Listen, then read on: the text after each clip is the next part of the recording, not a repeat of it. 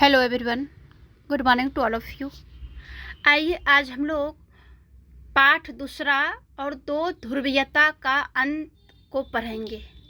पहले पाठ में हम लोग शीत युद्ध को पढ़े, उसमें जाने कि शीत युद्ध क्या है, इसको पूरा विस्तार से जाने। और दूसरा पाठ है दो ध्रुवीयता का अंत। अब आगे जानेंगे दो ध्रुवीयता क्या है और इसके अंतर्गत हमें क्या क्या पढ़ना है। इस पाठ में सोवियत संघ के बारे में हम लोग पढ़ेंगे और यह भी जानेंगे कि किस तरह से सोवियत संघ अस्तित्व में आया और अपना विकास किया और फिर उसका अंत भी हो गया, और फिर शीत युद्ध की वजह से इसका विघटन जो है किस प्रकार से होता है जानेंगे। सब सोवियत संघ 1917 में बनता है और साम्यवादी विचारधारा से प्रेरित होकर द्वितीय विश्व युद्ध में विजयी गुट में ये शामिल होते हैं। और द्वितीय विश्व युद्ध के बाद कैसे ये महाशक्ति बना और फिर अमेरिका से जो है इसका किस प्रकार से जो है इसका होड़ लगी, और फिर सोवियत संघ का किस प्रकार से फिर इसका ख़त्म होने लगा, यानी बिगड़ना। अमेरिका के होड़ से सोवियत संघ का जो बिगाड़ हुआ या फिर तनाव हुआ, ये किस प्रकार से हुआ, और फिर सोवियत संघ का विघटन कैसे होता है, और फिर शॉक थेरेपी जो है ये कौन है और ये कैसे इसका आगमन होता है। तो सबसे पहले हम जानते हैं कि सोवियत संघ का गठन जो है कैसे हुआ है। सोवियत संघ का संगठन या गठन जो है 1917 में बोल्शेविक क्रांति के बाद होता है, और सोवियत संघ को अंग्रेजी में यूएसएसआर कहा जाता है, यानी union of Soviet socialist Republic, इसे जो है कहा जाता है। सोवियत संघ में कुल 15 गणराज्य होते हैं, यानी 15 अलग अलग देशों को मिलाकर सोवियत संघ का निर्माण किया जाता है। और फिर सोवियत संघ का निर्माण जो है गरीबों के हितों को ध्यान में रखते हुए इसका जो है गठन किया जाता है, और इसे समाजवादी और साम्यवादी विचारधारा के अनुसार इसे बनाया जाता है। तो आइए जानते हैं कि सोवियत प्रणाली क्या थी। सबसे पहले जो है रूस में 1917 की जो समाजवादी क्रांति हुई, इसके बाद समाजवादी सोवियत गणराज्य यानी यूएसएसआर का जो है निर्माण होता है, जिसका उद्देश्य है कि एक समता मूलक समाज की स्थापना करना, यानी समता मूलक यानी समानता की जो है बात कही जाती है। और ये किस प्रकार से समानता की बात कैसे किया जाता है, जैसे कि इसमें पूंजीवादी व निजी संपत्ति का अंत करके समानता पर आधारित समाज की रचना करता है, और इसकी व्यवस्था को ही जो है सोवियत प्रणाली कहा गया है। दूसरे शब्दों में सोवियत प्रणाली वह व्यवस्था है जिसके द्वारा सोवियत संघ ने अपना जो है विकास किया। अब इसका विकास कैसे हुआ और इसकी सोवियत संघ की आर्थिक विशेषता क्या है, इससे हम जानते हैं। सोवियत प्रणाली समाजवाद पर आधारित थी, जहां सभी आर्थिक निर्णय संपूर्ण समाज को ध्यान में रखते हुए सरकार द्वारा लिए जाते थे। सोवियत प्रणाली में नियोजित अर्थव्यवस्था यानी कि नियोजन से अभिप्राय होता है कि वर्तमान में जो उपलब्ध संसाधन है उस संसाधन को ध्यान में रखते हुए भविष्य के लिए योजना बनाना, यही जो है नियोजित अर्थव्यवस्था है। इस चीज का जो है वहां पे निर्माण किया गया। आगे न्यूनतम जीवन स्तर की सुविधा, यानी कि न्यूनतम जीवन स्तर का अर्थ होता है कि एक ऐसी स्थिति जिसमें एक व्यक्ति को वह सभी सुविधाएं उपलब्ध हो जिसके बिना उसका सामान्य रूप से विकास करना मुश्किल हो। ये जो है इसकी सुविधाएं है निम्न जीवन स्तर को। आगे है कि बेरोजगारी न के बराबर रहे, यानी सोवियत व्यवस्था में बेरोजगारी लगभग नहीं रहे। आगे है उच्च संचार प्रणाली, उन्नत संचार प्रणाली, यानी कि उसका जो है विकास हो, संचार प्रणाली का विकास जो है होगा, जिससे कि अच्छे से अच्छे जो है इसका प्रणाली होगा, संचार प्रणाली होगा। मिल्कियत यानी मालिकाना हक जो है इसका प्रमुख रूप से राज्य का स्वामित्व हो। भूमि और अन्य उत्पादक संपदाओं पर राज्य का नियंत्रण हो। उपभोक्ता उद्योग बहुत उन्नत, एक छोटी सी पिन से लेकर के कार जैसी बड़ी वस्तुओं का उत्पादन जो है उपभोक्ता द्वारा उन्नत किया जाए। ऊर्जा संसाधनों का विशाल भंडार। सोवियत संघ के पास सभी प्रमुख ऊर्जा संसाधन जैसे कि खनिज तेल, लोहा, इस्पात प्रचुर मात्रा में जो है अधिक उपलब्ध हो, ये जो है इसकी विशेषता थी। आर्थिक विशेषता। अब है कि सोवियत संघ की राजनीतिक विशेषता क्या है। केवल एक पार्टी का शासन, ये जो है इसकी विशेषता है। सोवियत संघ में केवल एक पार्टी यानी कम्युनिस्ट पार्टी का ही शासन हो और था भी। पूंजीवाद, स्वामित्व, निजी स्वामित्व तथा मुक्त व्यापार का जो है इन्होंने खुलकर विरोध किया और किसी अन्य राजनीतिक पार्टी को बनाने की भी छूट नहीं होती है और ये जो है देते भी नहीं थे। अब आइए जानते हैं सोवियत संघ के थोड़ा सा इतिहास को जानते हैं। जैसे कि कैसे जो है जोसेफ स्टालिन का शासन जो है आया, कब से कब तक रहा। जैसे कि 1924 से 1953 तक जो है सोवियत संघ का नेतृत्व किया कौन, जोसेफ स्टालिन ने। और इन्होंने सोवियत संघ के विकास में जो है बहुत महत्वपूर्ण भूमिका निभाई। इसका कार्य था कि उद्योगों को बढ़ावा देना, द्वितीय विश्व युद्ध में जीत दिलाना, जो कि इन्होंने दिलाया भी। खेती का बलपूर्वक सामूहिकरण किया जाना, यानी कि खेती में जो निजी स्वामित्व है, क्योंकि जहाँ पर निजी स्वामित्व आ गया तो वहाँ पूंजीवाद हुआ, वहाँ पे साम्यवादी नहीं कहलाएगा। साम्यवाद का मतलब ही हुआ समता मूलक यानी समानता का अधिकार। ये जो है साम्यवाद की विशेषता है। आगे है कि साम्यवादी सोवियत संघ जो है और शीत युद्ध से इसका क्या संपर्क रहा, या शीत युद्ध में जो है सोवियत संघ का क्या रोल रहा। 1945 में द्वितीय विश्व युद्ध खत्म होने के बाद जो है विश्व में दो महाशक्तियों का उदय होता है। एक होता है अमेरिका और दूसरा सोवियत संघ। दो महाशक्तियों होने की वजह से विश्व में शीत युद्ध का दौर शुरू हो जाता है और दोनों महाशक्तियों खुद को दूसरी महाशक्ति से अच्छा साबित करने की होड़ में जो है लगे रहते हैं। दोनों जो है मौखिक रूप से जो है प्रचार प्रसार करते हैं। शीत युद्ध जो है इसी को कहा गया है। शीत युद्ध कहा गया है कि वैसा युद्ध जिसमें कि अस्त्र शस्त्र ना हो, या एक विद्वान ने कहा था कि शीत युद्ध वो है जो दोनों महाशक्तियों के मस्तिष्क में लड़ा जाता था।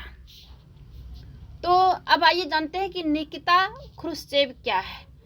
जोसेफ स्टालिन के बाद जो शासक थे यूएसएसआर में यानी सोवियत संघ में, उसके बाद जो है ख्रुश्चेव ने सोवियत संघ की कमान को संभाल लेती है।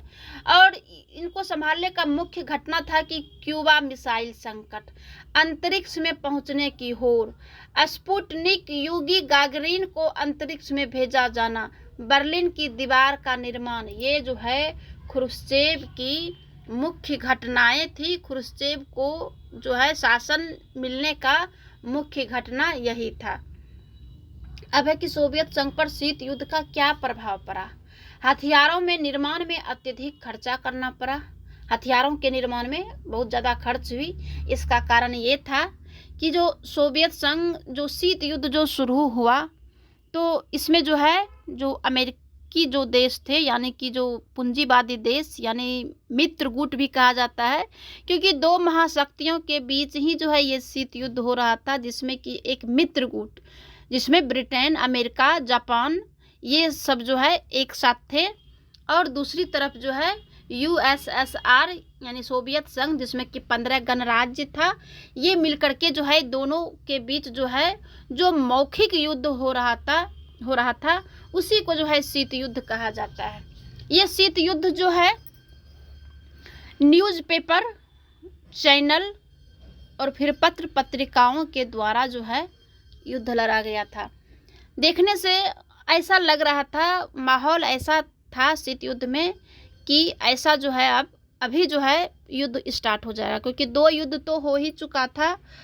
लोगों के मन में हमेशा युद्ध ही जो है गूंजते रहता था, क्योंकि प्रथम विश्व युद्ध और द्वितीय विश्व युद्ध में बहुत सारे लोगों की जो है उसमें युद्ध में जो मारा गया था। तो इससे जो है तीसरे विश्व युद्ध कब हो जाएगा इसकी कोई गारंटी भी नहीं थी, और लोगों के मन में हमेशा लग रहा था कि अब जो है युद्ध हो जाएगा। शीत युद्ध से जो है यही जो है अभिप्राय बनता है। इसमें क्या हुआ कि इसका जो प्रभाव पड़ा सोवियत संघ पर शीत युद्ध का, वो क्या पड़ा कि हथियारों के निर्माण में जो है इनका बहुत ज़्यादा खर्च हो गया, क्योंकि इन्हें तो मित्रगुट से प्रतिस्पर्धा करना था, उससे जो है इनको हमेशा बराबरी करना था। और मेन लड़ाई जो है शीत युद्ध में उसी लोगों के साथ था, मित्रगुट के साथ, जिसमें कि अमेरिका, ब्रिटेन ये सब जो है उधर थे। और पश्चिमी देशों से पिछड़ जाना, यानी पश्चिमी देश वही हुआ जो मित्रगुट है, तो उससे जो है ये धीरे धीरे क्या हुआ कि पिछड़ने लगा, वो आगे बढ़ने लगा, और ये जो है धीरे धीरे इसका सब कुछ जो है घटते गया। अर्थव्यवस्था इसका जो है रुक गया, क्योंकि प्रथम विश्व युद्ध, द्वितीय विश्व युद्ध में जो है बहुत जो है इसका खर्च हो गया था।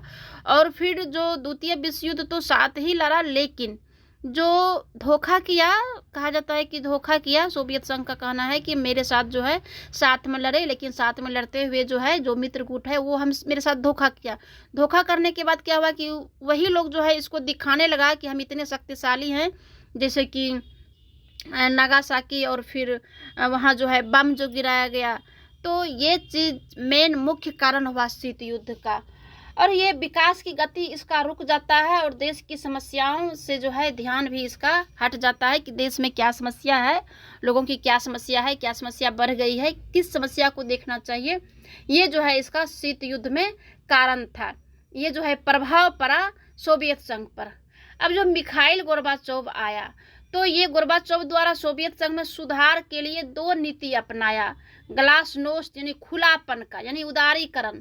दूसरा जो है पेरेस्ट्रोइका यानी पुनर्रचना, यानी फिर से जो है इसका निर्माण किया गया, किसका, सोवियत संघ का।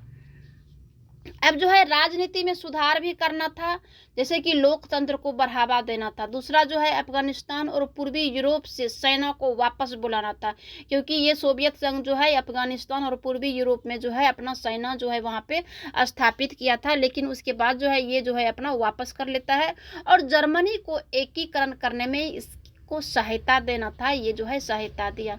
ये राजनीतिक सुधार हुआ। आर्थिक सुधार जो है हथियारों की होड़ पर रोक लगाई गई, आर्थिक विकास को बढ़ावा देने का प्रयास किया गया, निजीकरण को जो है बढ़ावा दिया गया। अब आइए जानते हैं कि सोवियत संघ का विघटन कैसे हो गया। गोर्बाचोव ने सोवियत संघ में सुधार की बहुत कोशिश की, पर उनके प्रयास से जो है पूरी तरह जो है असफल रहा।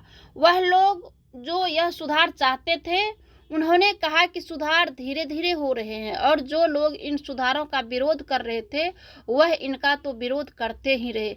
विरोध करने का मतलब है कि ये जो अपना विचारधारा बदलने लगा, क्योंकि जो साम्यवादी है उसमें निजीकरण नहीं है, उसमें पूंजीवाद की बात नहीं है, लेकिन जो ये खुलापन आया, जो उदारीकरण आया, तो इसका तो मेन मकसद है कि निजीकरण यानी पूंजीवाद, जो कि साम्यवाद का इससे बिल्कुल भी जो है कहीं लेना देना नहीं है। साम्यवाद का अर्थ ही है, शुरू में ही पढ़े, कि समानता का अधिकार, समता मूलक, यानी कि जो गरीब है उसे जो है लेवल में लाना है। तो इस वजह से गोर्बाचोव ने कहीं से भी जो है इन्हें समर्थन नहीं मिला, और 1989 में बर्लिन की दीवार गिरने के साथ ही सोवियत संघ के विघटन की जो है शुरुआत शुरू हो जाती है, और 1991 तक सोवियत संघ का जो है पूर्ण रूप से विघटन हो जाता है 1991 के बाद। अब आइए जानते हैं कि सोवियत संघ के विघटन का कारण क्या था। इस कारण को हम जानते हैं। सोवियत संघ के विघटन का जो पहला कारण है वो लोगों की आकांक्षाओं को पूरा ना करना, क्योंकि लोगों की जो समस्याएं थी, जो आकांक्षा था उसे जो है सरकार पूरी नहीं कर पा रही थी, जिसके कारण जो सोवियत संघ जो बना था, जो गुट बना था, जो 15 छोटे छोटे देशों को मिला करके, तो वो लोग जो है अपना अपना जो है इस संगठन से निकलने लगा, इस संगठन को तोड़ने लगा। नौकरशाही का शिकंजा, कम्युनिस्ट पार्टी का दबदबा होने लगा। यानी वही सोवियत विचारधारा का जो है दबदबा हुआ कि ये जो है निजीकरण की ओर बढ़ रहा है, ये तो पूंजीपति यानी कि हो गया कि यहाँ पर जो है इससे जो है लोकतंत्र स्थापित करने वाला है। इससे क्या हुआ कि उसे जो है समर्थन किसी ने नहीं दिया। हथियार के निर्माण में अत्यधिक खर्च भी हो गया, क्योंकि इसे तो प्रतिस्पर्धा था मित्र गुट से जो इनका विरोधी थे, इन उसके साथ जो है इसे बराबरी के लिए जो है इतना नहीं ये हथियार में खर्च कर दिया कि इसका जो आर्थिक जो स्थिति थी देश की वो पूरा लड़खड़ा गया। उसके बाद पश्चिमी देशों से पिछड़ जाना और रूस का दबदबा और फिर अर्थव्यवस्था का रुक जाना, ये जो है सोवियत संघ के विघटन का कारण था। आगे है कि लोगों में आज़ादी की भावनाओं का उठना, क्योंकि सोवियत संघ में जैसा कि हमने ऊपर बताया कि दूसरी पार्टी को नहीं उभरने देना और किसी को संपत्ति खुले रूप में बनाने की भी आज़ादी नहीं। जितनी भी संपत्ति है, चाहे वो जड़ हो, जमीन हो, खेती हो या फिर कोई उद्योग हो, वो सारे के सारे सरकार के हाथ में ही था और सरकार जो भी बचा खुचा था अपने ही हाथ में लेना चाहते थे और अपने ही हाथ में लेकर के जो है इसे काम करना था। ये जो है सोवियत संघ के विघटन का कारण था, क्योंकि सारे लोग जो है, क्योंकि आसपास के देश जितना भी वहाँ पे था वहाँ पे लोकतंत्र स्थापित था, लोगों में आज़ादी थी, स्वतंत्रता थी और फिर लोग खुलेपन से जो है जी रहे थे, जो कि वहाँ के लोगों को ये मन में हमेशा गूंजते रहता था कि हम इतना कैद क्यों रहेंगे, हमें जो है हमें भी जो है आज़ादी चाहिए। जिसके कारण क्या हुआ कि लोग जो है सोवियत संघ में जो गुट था 15 छोटे छोटे गुट, वो सारे जो है निकलने लगे, जिसका कि कारण हुआ कि सोवियत संघ के विघटन का। आगे है तत्कालीन कारण यही सब था, लोगों के मन में आज़ादी की भावना का उभरना और गोर्बाचोव के सुधार यानी कि पेरेस्ट्रोइका और ग्लासनोस्त, ये जो है इसका कारण था। अब सोवियत संघ के विघटन के परिणाम क्या निकला?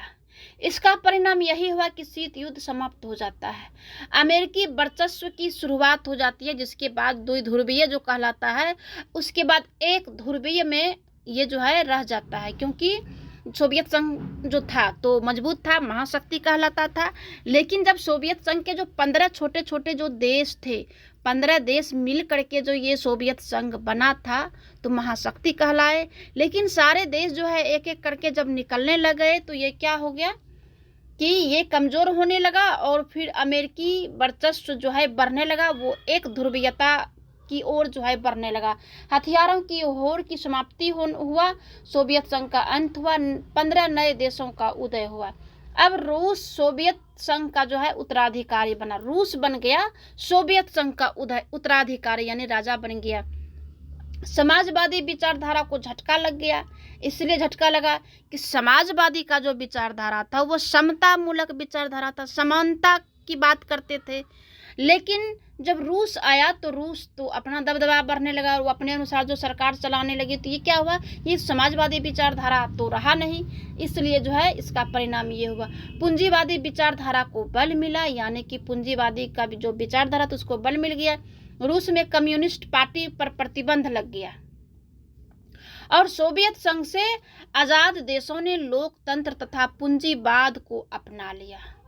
ये जो है इसका ये रहा।